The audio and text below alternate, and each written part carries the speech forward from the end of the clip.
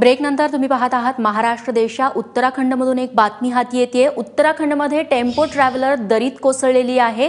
केदारनाथला जाताना हा अपघात झालेला आहे, ज्याच्यामध्ये महाराष्ट्रातल्या 4 जणांचा मृत्यू झालेला आहे तर 6 जण जखमी आहेत। आमचे प्रतिनिधी प्रशांत कदम आपल्याला अधिक माहिती देतील। प्रशांत, नेमका कधी झालाय अपघात आणि मृतांची नावे कळू शकली आहेत का? रेश्मा, आज सकाळची ही घटना आहे।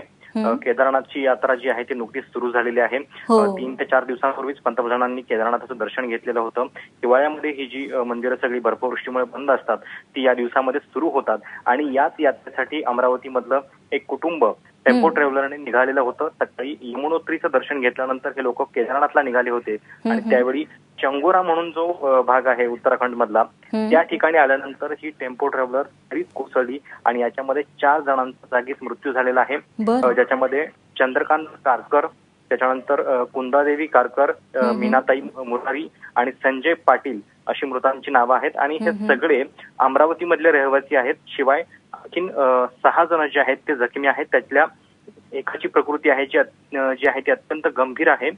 सतीश राऊत, त्याच्यानंतर अर्चना देवी राऊत, आर्या राऊत वगैरे जखमींची नाव आहेत। महाराष्ट्र सरकारचं जे पुनर्वसन डिपार्टमेंट आहे त्यांनी या संदर्भातली माहिती घेतलेली आहे आणि जखमींना तातडीनं हॉस्पिटलमध्ये दाखल करून त्यांच्यावरती उपचार सुरू आहेत। कदाचित त्यांना दिल्लीला देखील आणलं जाऊ शकतं।